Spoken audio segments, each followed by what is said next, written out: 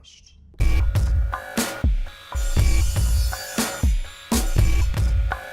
Like scary movies.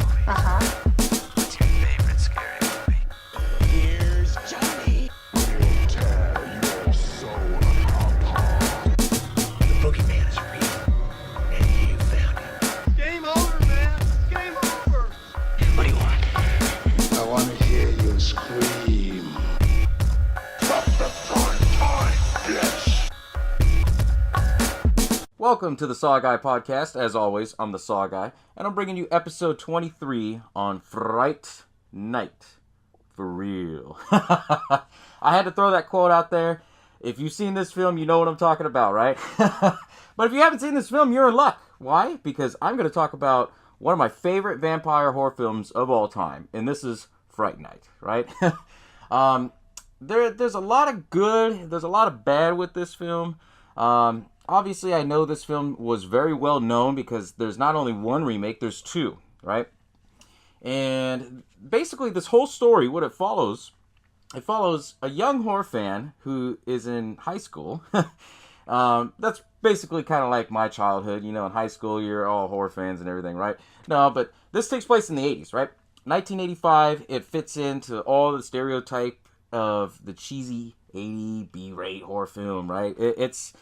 This came out in its prime. It really did. But anyways, the whole story follows this kid named Charlie Brewster.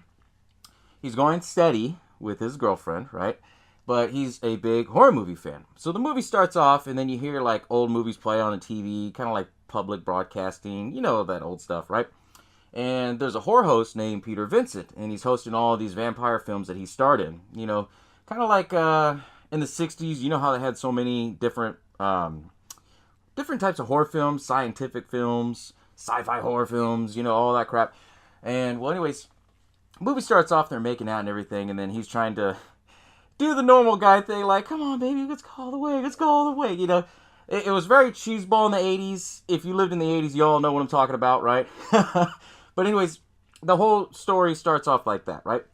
All of a sudden, she finally gives in after he's like, well, come on, we've been going steady, right?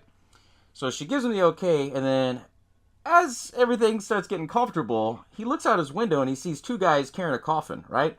He sees this one guy carrying the coffin with both hands, and then he sees this other guy in a gray trench coat, and he's holding it with his fucking finger, carrying it into the basement, right?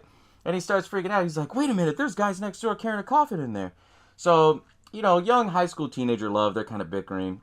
She storms out, and then, you know, they start having kind of like their lover spat, you know. Then it implies that his mom's like just kind of chilling and saying, hey, what's going on, you know, and, you know, kind of doing the teasing like, oh yeah, you know, it's best to get out all of your frustrations because when you get married, you know, you're more likely to argue all the time, get a divorce, da-da-da-da-da, right? All that dialogue. And then basically Charlie Brewster, that's the main character's name, he goes and tells his mom, well, hey, somebody's moving in next door. And then she's basically telling him, well, they're going to have a lot of work to do because that's the one house on the block that, like, needs the most work and it's crappy. And we can all relate to that because we all know, living in the neighborhood, there's always that one house like, I ain't going in that shit, you know, or, oh, that's a crazy house over there, you know. We all can relate to it, you know.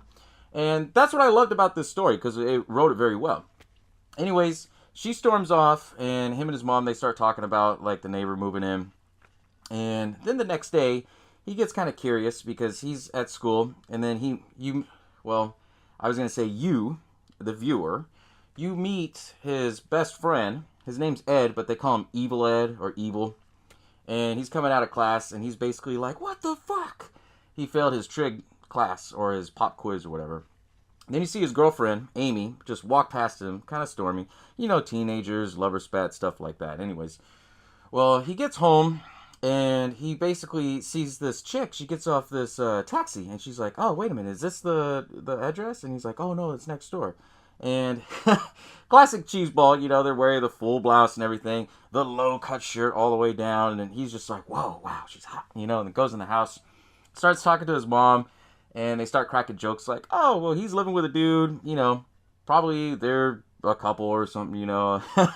Anyways, he goes up in his room, he studies, and watches horror films of Peter Vincent, this, you know, he's kind of like a male version of Elvira. So he's kind of like a horror hostess, but he hosts he hosts his show with all of his own movies. So he's watching it and studying. He falls asleep.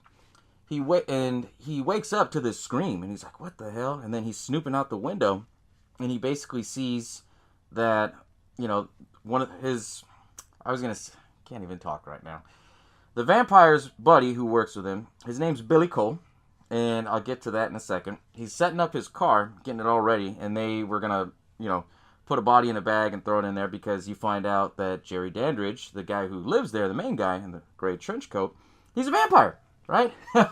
So he starts seeing these things little by little, and then they load up. He goes out there. He wakes up his mom. Mom, the neighbor, he's a vampire. He goes out there, kind of like, it gets you in that moment, like, dummy, why the hell did you go out there? He goes out there, and then you see Jerry. He comes out, walking from the top, turns to a vampire, shows a camera angle, and he goes down, and he's eating the fruit, right? Then his mom comes out and starts screaming for Charlie. He runs back in. So the vampire, Jerry Dandridge, and his friend, they kind of suspect, like, okay, he knows something, right? Later on through the movie, before that whole scene happened, I got a flip-flop because I've seen this movie so many times. He kind of snoops around the house, and the friend of his, Billy Cole, he tells him, "Hey, what are you doing?" "Oh, nothing." "Well, make sure it stays that way, kid." Like, kind of in a creeper way, right? He basically stares out his window, and it faces Jerry Dandridge's window, like the main bedroom window. And he sees, basically, Jerry Dandridge, like, opens up his mouth and fangs come out. And then that's when he realizes he knows he's a vampire. That confirms it for Charlie, right? Then that whole scene happened that I just explained. And then he goes and says, "Oh, shit, there's a vampire," right? So he goes and alerts the police. I'm laughing at this. I know I'm having trouble, but I'm laughing at this because it's so cheesy. He goes and tells the police that there's been a murder. He recognizes the two women that were dumped off without their heads and everything like that. So he goes to the cops, and the cops, they go and they look into Jerry Dandridge's house. Obviously, Jerry Dandridge, he's not there because he's a vampire and he's asleep during the day, right? And then he's looking through all Jerry's stuff and everything, and then Billy Cole's like, "Oh yeah, my name is Billy Cole." And I laugh at that fucking name because it's the 80s. During the 80s, you had like two names as one, I'm an 80s baby. My real name has two names in it as one, so I could relate to that shit. But anyways, he starts telling him, "Well, there was bodies back there. I saw him pulled out in trash bags." And Billy's basically saying, "Well, they were trash. I don't know what you're talking about." And then he's telling the cop, "Oh, no, I'll show you the trash." And then Charlie, he's basically like, "Oh, no, what I saw had a body in it," right? And then he's like, "Did you see the body?" And he's like, "Well, no." Then he basically kind of blurts out to the cop like, "Hey, wait a minute, he's a vampire. You'll find him sleeping with the undead." And then the cop thinks he's all crazy. Comes out, "I got a coffin for you. Don't you ever come down to the police station again, forever. I'll lock your ass up." Like that kind of crazy shit. At that same time, he goes and catches up with his friend Evil Ed and says, "Hey, I need help. There's a vampire. He's going to come attack me," right? And this part always got to me like, what the fuck? Why would you go to your friend's house if you are a big horror movie fan and you don't know how to kill a fucking vampire? But I think it was just in the moment of the panic, right? We've all been there where we panic and been like, "Oh, what the fuck," Let me know in the comments below. I mean, did any of you think that was kind of odd? Like, okay, you're a horror movie fan, you watch nothing but vampire films, and you don't know how to kill a vampire. Like, what the fuck is that? That was my 2 cents on it. But anyways, he talks to his friend, and his friend says, "Okay, I'll help you. Just don't call me evil anymore." And then he gives him $8 and says, "Well, I don't have anything, but here's $8, and it's yours." So he tells him, "Okay, well, make sure that you get a bunch of crosses, get a bunch of garlic, and you should be safe. But you got to have total faith in the cross for it to work." Which is what I like, because, most vampire films, they just show a cross, and basically they're fine. Which, we all know that's kind of cheeseball, kind of bullshit.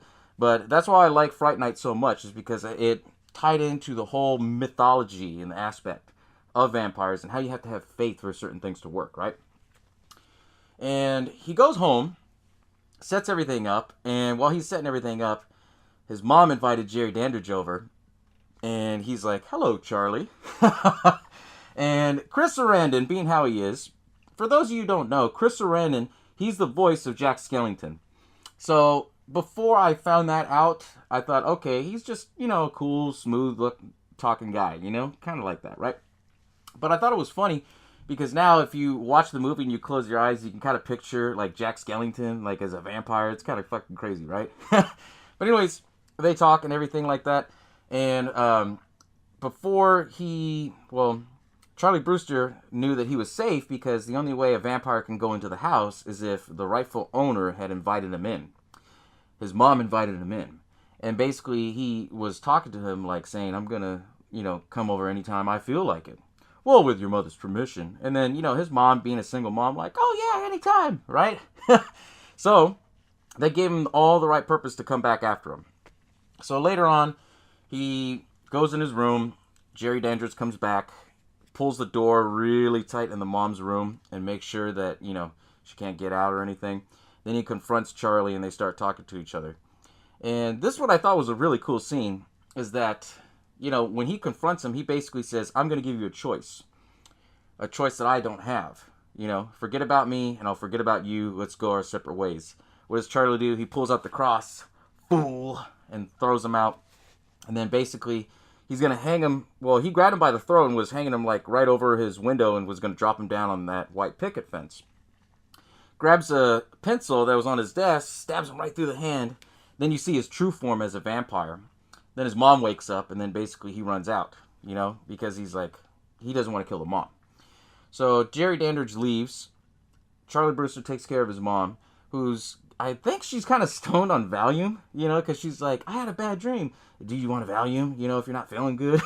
It was kind of funny. They never imply what she did, but I know it gave off the vibe that she worked something in medical, either a nurse or something. But anyways, back to the story. He goes and destroys Charlie's car, goes back to his house, has Billy Cole take care of his wound, and then Charlie starts watching vampire movies, from Peter Vincent. Then all of a sudden the phone rings, he picks it up, and then basically he says, I know you're there, Charlie. I can see you. And then basically their windows are like right next to each other in the house. And he tells him, you scared? Well, you started this. I'm going to finish it. So I'll be there tomorrow night. So, as Charlie's watching these movies, he starts freaking out. So he actually goes to the studio where Peter Vincent is. And he actually meets Peter Vincent. And he tells him, hey, I believe in vampires. Can you help me? There's a vampire next to me. And Peter Vincent, he's kind of like, like those... He's kind of like an older actor who's just like, he's on hard times, basically. And he was telling him, hey, I need you to help me kill this vampire. And he thought he was crazy. So he just says, no, I can't help you, whatever, blah, blah, blah, blah. Goes and leaves. And then his friends, Amy, his girlfriend, and Ed, they kind of went to Charlie's house at the same time. They go in his house, and his whole room, it was funny because it was all decked out like kind of very 80-ish with cars and shit like that. And all of a sudden he has nothing but crosses, candles, garlic, and he's building a stake. Well, his friends get all worried, so they go to Peter Vincent. And they start telling Peter Vincent, hey, can you help him make it seem like, he's not a vampire? Have him, we'll call Jerry, and then we'll see if he can, touch a cross or something. Because at this point, nobody believes Charlie, right? Nobody does. So Peter Vincent was like, no, I'm too busy. I'm going to be in this movie. And then Amy's like, well, I got a $500 savings bond. Okay, I'll do it. So they paid him, right? And they called Jerry, and Jerry's like, okay, well, we don't have to go out. Fuck it, whatever. So the next day comes, and they all meet up at Charlie's house. And they basically, Peter Vincent comes out all in full makeup gear and everything. Because, he has trouble adapting to life because here he's played this character as a vampire killer this whole time. But he's really a gentleman. He really was, They go into Jerry's house and basically, they do this fake test to see if he was a vampire. Now, there's a lot of different theories on this where he gets water and he makes Jerry Dandridge drink it. But there's a couple things that I noticed. He holds the holy water. And Peter Vincent says that it's been blessed. He saw it get blessed. But he told Jerry Dandridge it's just tap water. Right? You got that theory. 2, Jerry Dandridge is holding it, and then he puts it by the fire to unbless it. Then he drinks it right in front of Charlie and says, okay, I'm not a vampire. So everybody thinks that Charlie's crazy, right? While this is going on, he kind of builds up the hots for his friend, Amy, because she looks like one of his old wives. And then when they're talking and everything, he's talking to Ed. You know, he's trying to be the smooth vampire, you know, to make it very charming, right? So anyways, Peter Vincent, for some reason, takes out his old prop comic. He takes out his old prop, and it was like a kind of like a mirror, compact mirror thing from one of his movies. He opens it and sees that there's no reflection. He freaks out and drops it. Picks it up, and then he says, okay, I gotta go. So they all left. And then basically, since Charlie doesn't have a car, they have to walk Amy home. So as they're walking Amy home, Ed, he's like, fuck this, I'm gonna go and take this alleyway. He's like, no, don't go there, stupid. What does he do? He goes over there, then he fucks with him and says, oh, he bit me, whatever, you know, being stupid. And then Charlie and Amy start walking one way. Then Jerry Dandridge, he's walking away. He steps on his ground. Well, on the ground. He steps on the floor, and he hears a crunch. And it ends up being the mirror from Peter Vincent's, you know, prop from his from his vampire movie. Then that's when he knows, like, oh shit, Peter Vincent knows. So he goes after Ed, and then he feeds off of Evil Ed's, like, emotions and says, hey, no one will hurt you no more. I'll protect you. I come in peace. Then he turns him into a vampire. He follows Amy and Charlie into this club because they try to sneak into a club because it's all dead. And then it's just randomly one fucking club that's like all with people. I don't get it, right? But anyways, they go in this club. Jerry Dandridge finds them. And then basically he compels her to fall in love with him, I guess. I don't know. It was kind of a weird scene. And then he tells Charlie, like, hey, I just want you and Peter to come because, you know, if you ever want to see Amy again. Because at this point, Jerry knows that Peter Vincent knows that he's a vampire, right? So he's trying to cover his tracks. Takes her back, and then they show the scene where he makes out with her, and then he turns Amy into a vampire. You know, it had this lustrous, sexual feel. You know, I'm a guy, so I'm like, okay, let's speed up the process of the story. You know, as that's going on, then Evil Ed, he goes to see Peter Vincent. He's like, hey, there's a vampire out here. And then he opens the door, lets Ed in, because he's all, at this point, freaking out. Like, what are we going to do? Ed pulls out, shows his neck. No, what are you going to do? You know? And he tries to attack Peter Vincent. And then he comes back with a cross and touches him in his head. That's where a lot of my promos were all like Evil Ed with that burn mark and stuff. Because it was an iconic scene. And then basically he was trying to get him to get out of his house. And then he kept saying, oh, the master's going to get you for this. He's going to get you. And then after that, you see Charlie Brewster come in, and then he's like kind of worried because he thinks that Charlie's a vampire. Then he lets Charlie in, and then he's like, I'm getting the fuck out of here. I'm trying to leave. Charlie's like, no, I need your help. And then basically Charlie's like, all right, if you don't want to help me, then I'm going to go on my own. And then at this point, they didn't show, but I know Peter Vincent, he's basically like scared because he's been this actor this whole time, and then he comes in, has to help save this kid because this vampire is actually real. So, as Charlie's going into Jerry's house, Peter Vincent follows right behind him. The door shuts. And it was a cheesy 80s thing, like, what are you, crazy? Don't go through the front. And then all of a sudden the front door opens. You know. They go into the house, and then, you know, they try to use the cross and everything, and then he says, oh, you have to have faith for it to work. Then Billy Cole comes out, knocks out Charlie. Peter Vincent gets scared, so he runs out of the house, goes into Charlie's house, tries to wake up his mom. But it's not his mom. It ends up being Evil Ed. He wakes up, pulls his wig off, tries to attack him. Peter Vincent goes in the hallway, and then he turns into a werewolf. As he's a werewolf, he's chasing after Peter Vincent, and then he pulls out one of the broken pieces of the table that he fell off, and then, you know, just like a steak. Then they show this whole transformation scene where he ends up from like a werewolf back to a human. And they did really damn good on these effects. They really did. I was impressed. I was like, fuck. Even though there was a couple of scenes where you could see like the puppeteering of it moving around, you have to really pause the DVD like I did and been like, I see the strings. I see how they did this shit, you know. But movie magic, right? But anyways, he goes down there and then he starts feeling remorseful because he's taken a life, you know. After Evil Ed's completely transformed back into human, he pulls a stake out and then he goes back into Jerry's house. And at this point, he finds out that Charlie was thrown into the room with Amy. Charlie's all pissed off because he sees that Amy's in the middle of transforming into a vampire. So when Peter gets back in there, he tells him, hey, make a lot of noise. I'm going to break down this door. He breaks down the door. Then Jerry hears like, okay, we have a guest. Jerry, he starts going around. And then they find out that he's telling Amy to wake up. They lock Amy in the door. Then all of a sudden they get stuck at the stairs. And then Billy Cole comes up right behind him. Then he says, hey, don't move or I'll shoot. And Peter Vincent shoots him. Then, God, I keep forgetting his name. I want to say Chris Sarandon. But it's actually Jerry Dandridge. That's the name of the character. He comes over there and says, you got me, not quite. And he walks away. Then Billy Cole comes back up after he shoots him in the fucking face. Then he comes up and, eventually he's getting shot like 7 times with a .45 Colt, might I add. So it's maybe a couple steps down from a hand cannon, but it's a powerful bullet. And he's still coming like this, like a zombie. Grabs Peter Vincent, and then Charlie Brewster, stakes him, right? And then all of a sudden you see this awesome scene where he's like, and everything's all melting and everything, and then he turns to a skeleton.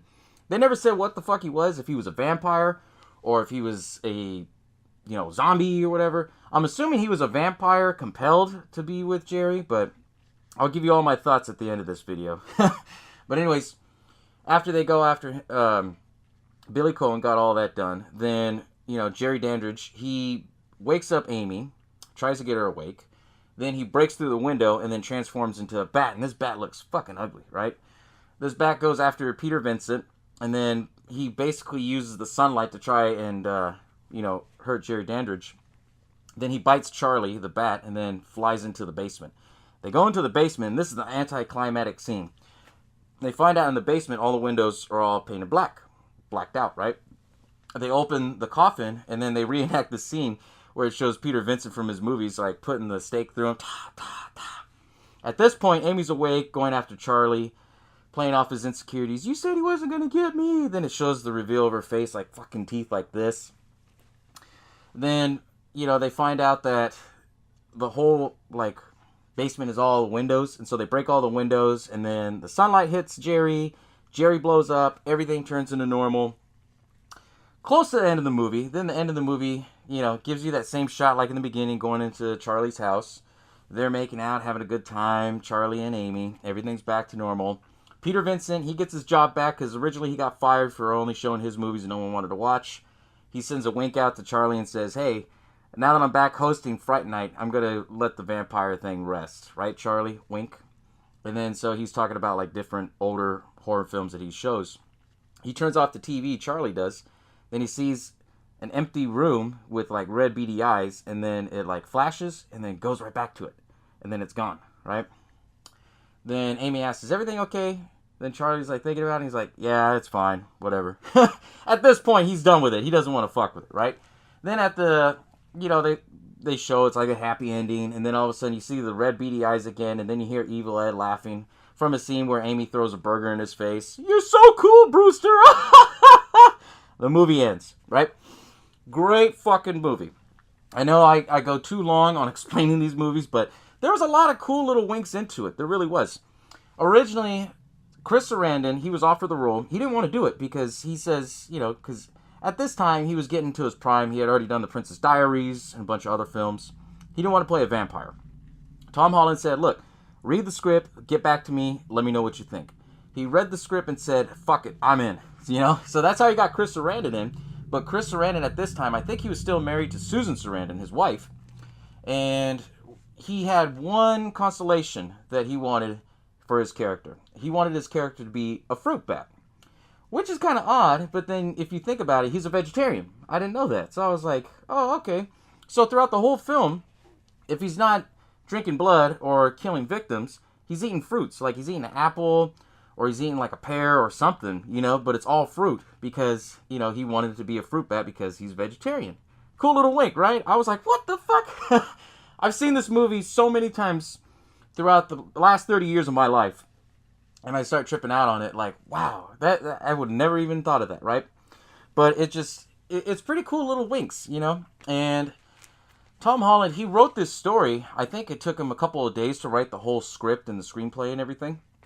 But, what makes this film stand out so much is the fact that it compensates and it intrigues horror fans like us, because here This is all happening to somebody who is big horror fans like us, and it plays off that, the boy who cried wolf too much, right? This is a little play off of it because here he's a horror fan and saying, hey, my neighbor's a vampire. Nobody believes him because they're thinking, okay, you're crazy or whatever. You maybe had a bad dream. Because he's a horror fan, which is, pretty rare. You still don't even see that now in movies today, I mean, you see a couple of them here and there that play off of winks to like horror fans in the horror community, but not as much as, Fright Night did, which was really great. And he did the writing where it adapted so well to the time frame. Like I said, I joke and said you wouldn't know unless you live in the 80s. And trust me, that's how the 80s really were. It was very cheeseballish, But he got the style down. He got everything written down pretty good. And it's just, the whole story itself was just, wow, like fully fucking complete on it, Other little winks that I didn't know since I was doing this research and watching the documentaries and stuff. The bat that comes out after Peter Vincent towards the end, that bat was actually meant for a other movie.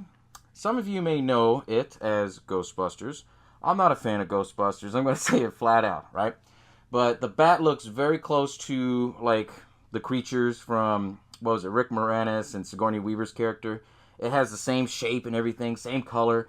And if you actually, like, see it in that scene when it's biting down, like, on the stick that he holded, or the steak, like this, if you just see it for that split second, you'll be like, holy shit, it does look like from Ghostbusters, right?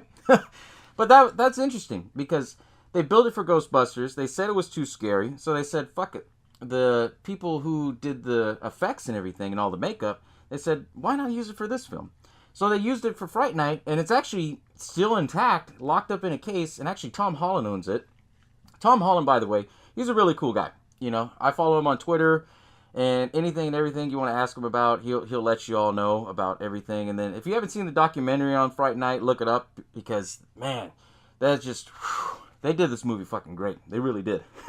I say that about every movie, but I mean, to be on a shoestring budget and then to come away with a good story with you having to utilize very little effects to it to make it pop. I mean, Tom Holland's your guy because he turned around and used the same experience and he developed another movie, Child's Play, right?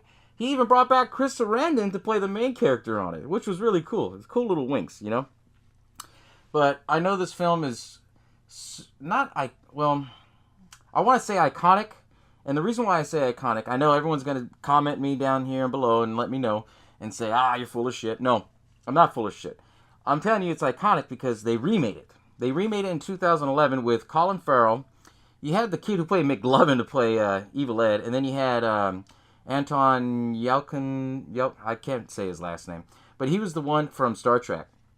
And you had 3 good actors in this film for the remake. And then, since the remake did so-so, because it didn't tie too much into the original, they did a Fright Night Part 2. And Fright Night Part 2, the newer one, that's basically a remake of the first one again. So they remade a remake. Does that make sense? I don't know why they did it, and then they switched up the story where Jerry Dandridge wasn't a male, he was a female. Yeah, I'm not a fan of that. But anyways, this film was so good that they decided to actually do a sequel. Now, a lot of people don't know this. Horror fans like us, we know this, but to the general public, they actually did a Fright Night Part 2. It's not well known because when it was coming out, that's when the whole Menendez twins went crazy and then they killed their father. Their father, he was this big movie producer guy. He had his own production company and everything. And when he was murdered by his sons, that's when Part 2 was coming out. And Part 2 didn't get enough notoriety, didn't get enough attention, didn't get enough publicity, didn't get advertised as much. So there was only a few theaters that had it, and then it went straight to video. And the only time that people knew about it was when they go to the video store and they see it right there. And, they did a DVD on it for Part 2. They stopped producing it. I don't know why. It was artisan, but a lot of people complain about the quality. So it's hard to get. Until this year, Amazon Prime, they actually have 1 and 2 in full HD that you can watch of the original Fright Night series. Now, there was supposed to be a Part 3. They never got around to it because of the whole Menendez trial and everything. But Tom Holland has came out and said what Part 3 was about. Part 3 would have been about Charlie Brewster. He's a single father. He has 2 kids. And Evil Ed comes back. Because Part 2, they don't talk too much about Evil Ed. But Part 1 winked that he was still alive. And I have a little bit of theories on that I'll brush up real quick. I think Evil Ed is still alive because when he was human, he didn't leave the stake in him. He pulled the stake out. And I think he healed back up into a vampire. Because he didn't blow up or anything like what Jerry Dandridge did, you know? And I was just like, whoa, what the fuck? Mind blown, right? It changes the whole concept of the story. But I love the whole series. Everything that they did with 1 and 2.